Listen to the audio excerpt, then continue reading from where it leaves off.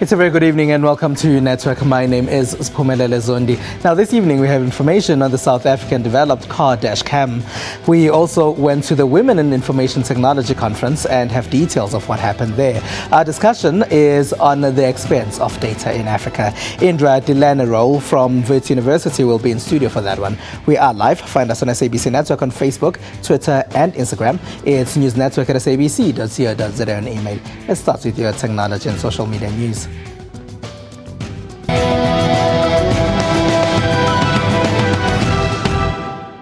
Now, anyone who has ever searched for onboard car camera videos online would know there are a craze in Russia. These are videos of people unexpectedly recording weird road incidents or fatal crashes. And like in Russia, the so-called dash cams are becoming popular with motorists here in South Africa, especially due to reported police corruption on the roads, holiday fatalities and road rage. Tile Kaswane explains how dash cams work and assist with insurance claims.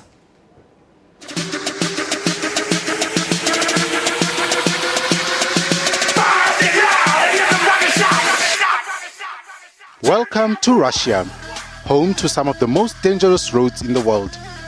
All these incredible road accidents were recorded on a device called the dash cam.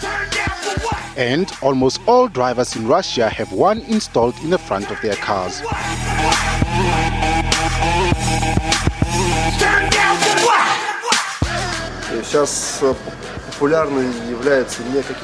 We get a lot of business. Everyone in Russia wants a dash cam. Here at home, our roads aren't any less dangerous. This is due to drink and reckless driving, road rage and hijackings. And as in Russia, South African motorists are taking a liking to the dash cam. This is according to one local dash cam retailer. When we started in 2012, it was very unpopular. People didn't quite know about the product. Ever since then, it's grown phenomenally and exponentially in popularity to the point where it's gone from a novelty product to a must-have for all motorists. There are many benefits to having a dash cam inside your vehicle. However, the highest one is having a witness in your vehicle at all times. One very useful feature of any dash cam is the G sensor. It permanently locks crucial footage such as sudden braking or actual physical impact of the vehicle. This footage is important for purposes of legal testimony or claims to insurance companies. Also, some dash cams even assist in vehicle recovery. This particular camera is best for fleet use. It has built-in software which has a GPS logger. This GPS logger is able to track the speed of the vehicle as well as the position of the vehicle using Google Maps. This can be then played back at a later stage in the event of an accident or in case they want to look at how the vehicle was performing at that moment in time. Good dash cams are relatively affordable, and the most important features to look for include good video quality, good night vision quality, a date and time stamp, and a loop recording to make sure your camera doesn't just stop recording when it runs out of disk space. According to the World Health Organization, about 9 million people in sub-Saharan Africa are blind. To help, a group of Nigerian university students have developed a smartphone app called Humane. It assists blind people to use an audio guide to select, play music, videos, check the time, and listen to audio and read back printed information. Rahim Adeni was born blind. As a result, reading notes on the internet and choosing music to listen to has been difficult until now.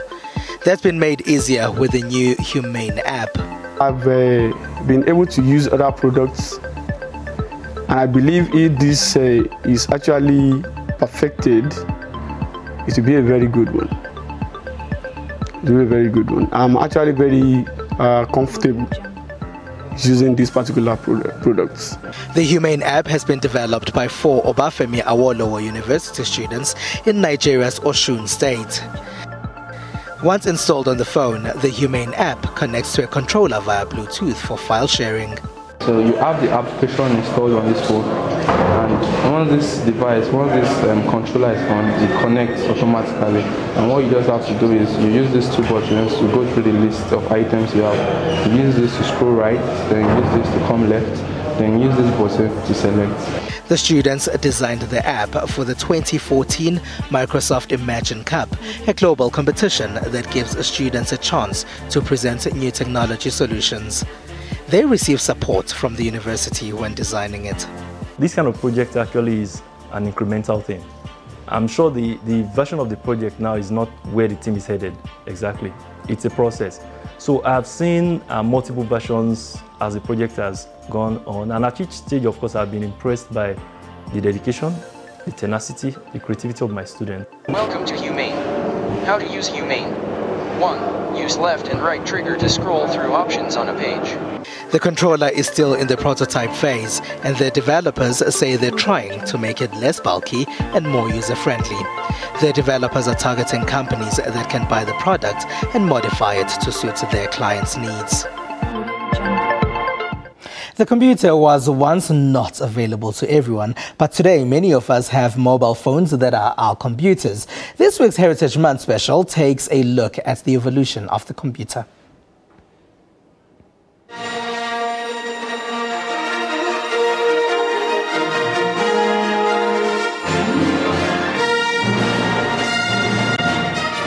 The computer is known as one of the world's greatest inventions. But where exactly did it all start? Computing has a very long history, but it's really only after the Second World War that we have devices that we think of today as being computers.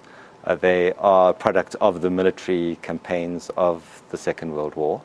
But after that, they became to be used in industry, in research, and later in commercial enterprises. Of course, until the late 1960s, most computers were huge mainframes that were stuck away in rooms, and even people who used the computer perhaps only saw the computer once every few weeks. The history of computers here in South Africa dates back to the late 1950s. According to IBM, the first real computer in the country was the IBM 305 RAMEC that was delivered to a brokerage firm in 1959. It was really only in the 1960s that computers became to be relatively widely used in industry in South Africa. At WITS, we had the first professor of computer science in Africa was appointed in 1967 at WITS.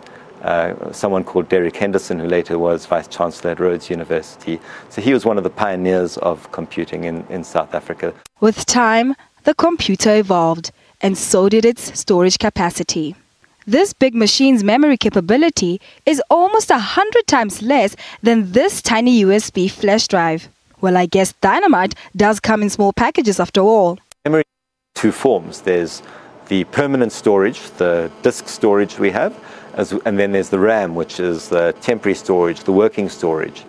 And we've seen the growth of both disk storage and RAM having grown by factors of perhaps 100,000 in the last 30 years. Then came these guys, and they were known as the pioneers of computing. There's a very famous quote of someone saying, well, I think there'll only be a need for 20 computers in the whole of the United States.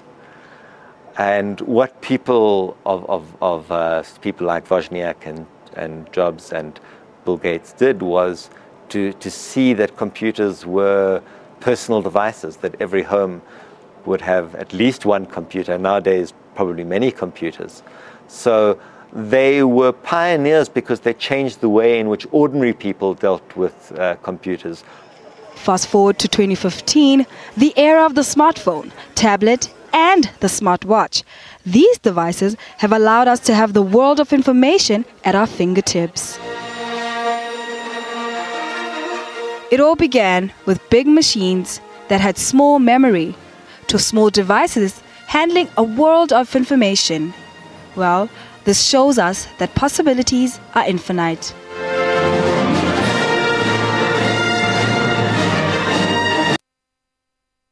Today, one would think that life wouldn't exist without a computer. SABC Network on Facebook, Twitter, and Instagram. After the break, we'll talk about data costs. Stay with us.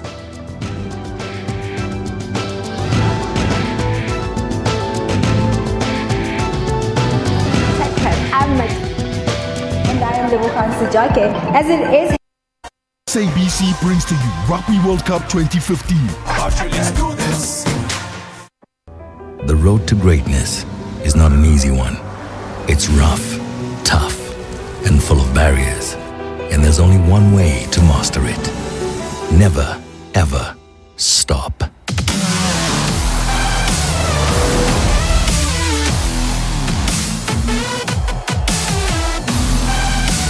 Dauntless, the all-new Audi Q7.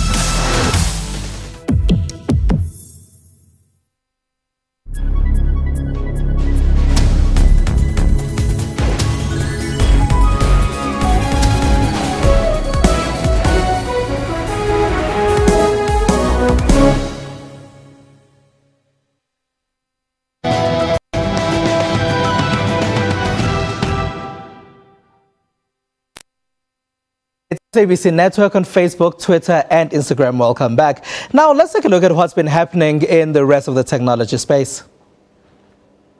Hi and welcome to SABC Tech Rap. I'm Matiba Sibanyoni. And I am Lebogang Sejake. As it is Heritage Month this month, we come to you from Wits University's Origin Center.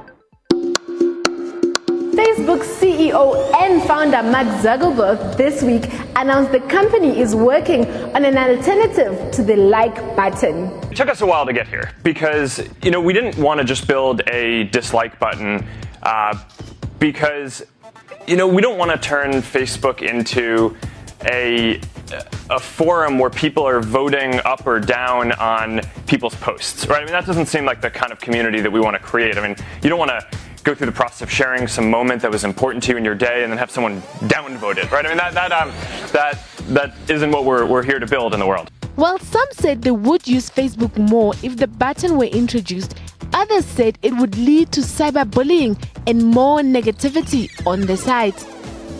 The global automotive industry showed off some of its latest car technology and trends at this year's International Motor Show. I think this show is a turning point because we're not just talking about electrification, it's really the whole emerging mobility area. I think is the most exciting part of the show.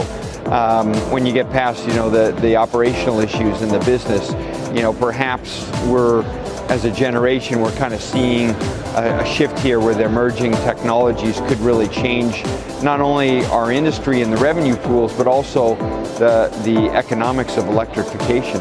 The Motor Show was in its 66th year and was held in Frankfurt, Germany. Now, good news for Apple product owners. The company this week released its iOS 9, their latest operating system, but there were a few hiccups during downloads. Some customers reported having trouble upgrading their mobile devices to iOS 9 after the release of the new mobile operating system this week. On Twitter, a number of users reported the upgrades would fail after several minutes, requiring them to start the process over, and many posted screenshots of the error message they received. According to analysts, the problem was likely caused by overloaded servers that were flooded when too many people tried to download iOS 9 simultaneously. China officials say that they too are against cyber attacks and that they are prepared to join the US in the fight against hacking activities. The announcement was made ahead of President Xi Jinping's visit to the USA next week. The Chinese government resolutely opposes and cracks down on any kind of internet hacking activities. Whoever is carrying out hacking attacks or business espionage in China is violating the country's law and will be punished by law. And the Uber saga continues. Hundreds of taxi drivers all over Europe gathered in Brussels, Belgium, in protest against the taxi-hailing app Uber, accusing the app of competing unfairly and bypassing local laws. Well, that's it from us. Join us again next week. I'm Matiba Sibanyoni. And I am Lebogang Sejake. And from us, bye. Thank you very much, girls. Now, the Women Information Technology Conference took place in Johannesburg a few days ago. One of the conversations taking place there was the cost of data. Those attending also discussed the role women can play in the IT sector. Speakers here at the Women in Tech Conference in Sandton have been saying if you educate a girl child, you educate a nation. The conference was themed Connecting Women in Africa. Discussions were on awarding opportunities to women in tech in Africa. In the digital technology and general IT, there are very few women, especially in the high positions.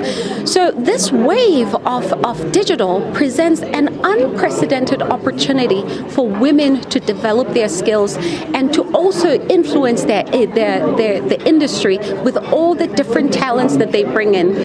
One of the challenges that women are facing in Africa is the inaccessibility of the internet. In South Africa, for instance, it comes at a huge cost. The government says it wants to improve this. Remember, the president gave us a mandate to roll out broadband to the poorest of the poor districts. So that's first number one. If government is in charge and responsible for infrastructure, it enables those who are connecting to have an open access, an open line, and then people can just all play through that line. In the past, remember, when you enter the Vodacom line, maybe you are using MTN, then you'll be charged differently. And at the end, you know, the users were paying huge amounts of money. So that's one of the things we're doing. But also through the sector, we're constantly talking to them about the importance of ensuring that as South Africa, as we improve in terms of broadband rollout, the cost to communicate should become more and more affordable. One would hope that discussions here will result in action, and it will not be another talk shop where the same issues will be raised at the next similar conference. Recently, Indra Dilanarol, who lectures in the journalism department at Wits University, wrote that data is expensive in Africa. He also said net neutrality is still just a dream. Indra Dilanarol is in studio with us to talk about some of what he wrote. Hello and welcome to Network, Indra. Thank you. Indra, why is data so expensive in Africa? Mainly because most people in Africa, and especially most people on low incomes in Africa, are really dependent on mobile networks to get data. And data on mobile networks is the most expensive data you can get. So mobile networks are doing it because they know that they can make profits? Yeah, I mean, look, to roll out networks in order to allow us to use our mobile phones to get the internet, that takes big investment, and to do it fast, you know, we all want it to be faster than it's been, so we want them to actually invest more. That also takes even more investment. So they do have to invest billions, and in fact in South Africa the major networks are investing billions in new infrastructure, not just to reach people who haven't been reached, but also to massively improve the speeds they're getting. So of course they have to get a return on that, but generally speaking, and this is true globally, data via your mobile phone or via mobile networks is much more expensive than data you might get through a fixed line, through a telephone line, through a fiber connection, or even through a Wi-Fi network. But there are programs like Facebook, for example. They've started a program here in South Africa. They teamed up with SABC that are trying to make the internet available cheaply and possibly for free in certain instances. Good programs, though? Well, it's a great program if you're a Facebook user on SABC. If you've got a bit of airtime on your SABC phone, then you can use Facebook for free with no data costs at all. But it's not the internet. It's Facebook, Wikipedia, and a few other websites, all coming through, organized by Facebook through a project that Mark Zuckerberg announced a couple of years ago called internet.org. So it's what you could call the internet lite. You can't go and Google, say, or use another search engine and wander around the internet. You can't go to SABC News website. You can't go to some of the links you connect to on this show. You can't go to Instagram. So it's a very selected group of sites and services you can get for free. But at least does that not give people who didn't have access to information in the past that access? Is it not a good initiative in that sense? They get some information.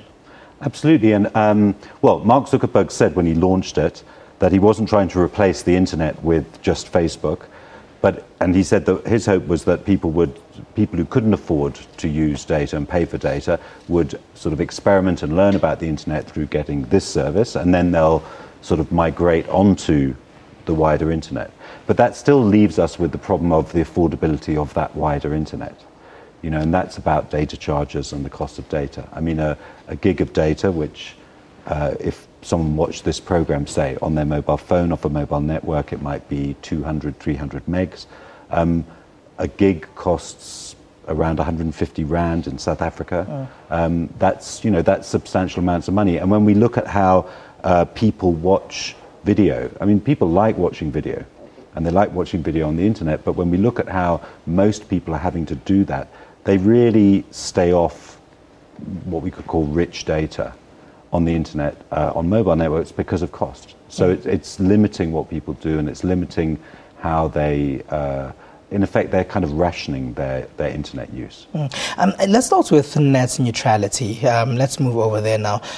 What is net neutrality?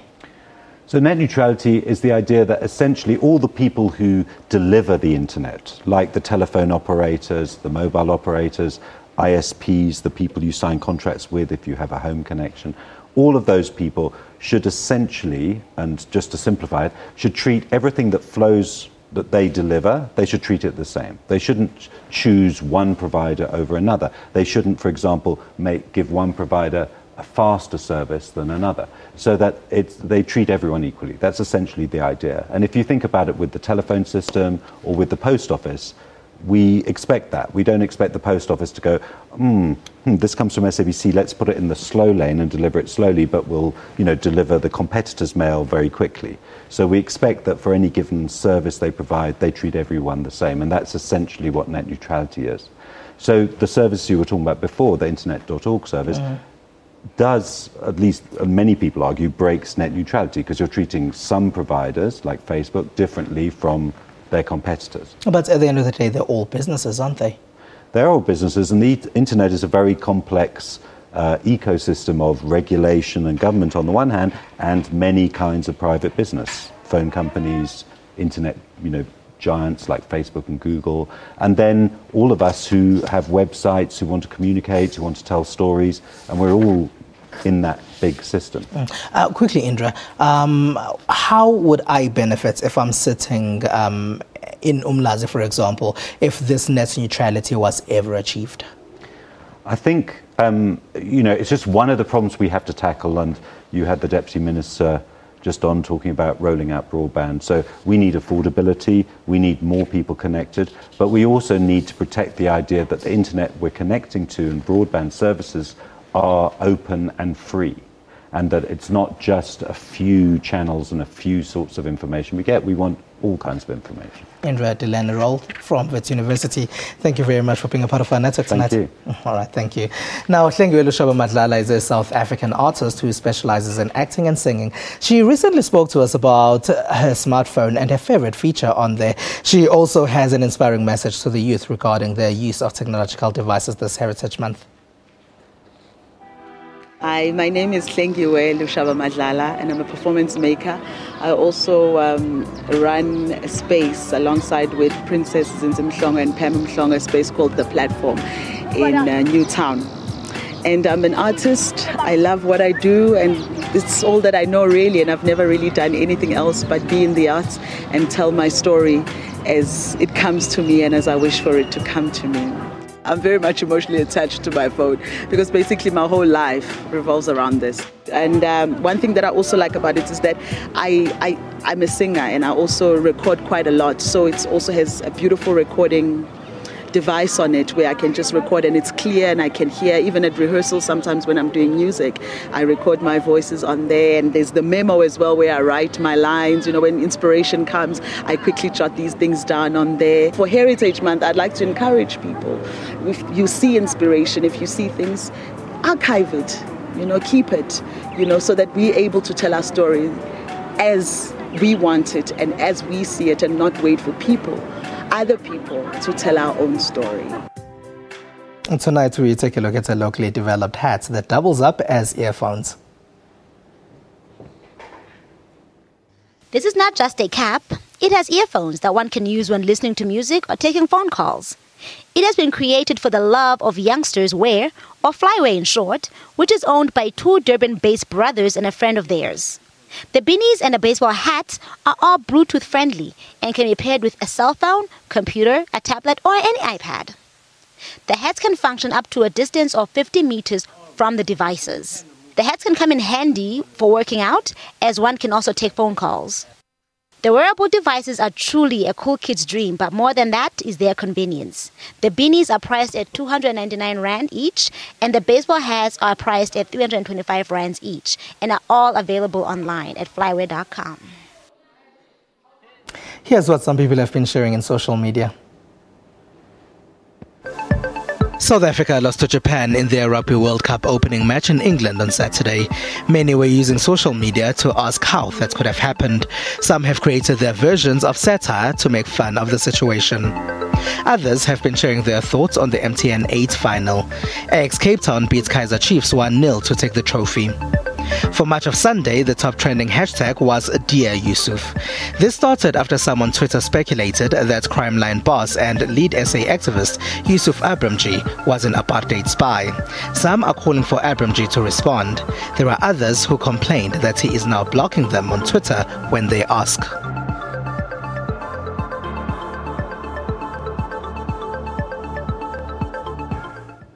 And that's all we have for you. Remember to find us on SABC Network and social media. It's newsnetwork@sabc.co.za and email. We leave you with more footage from the just concluded Frankfurt Motor Show. Look out for some social media reaction from the event in the video. From me and the rest of the network team, have a good one.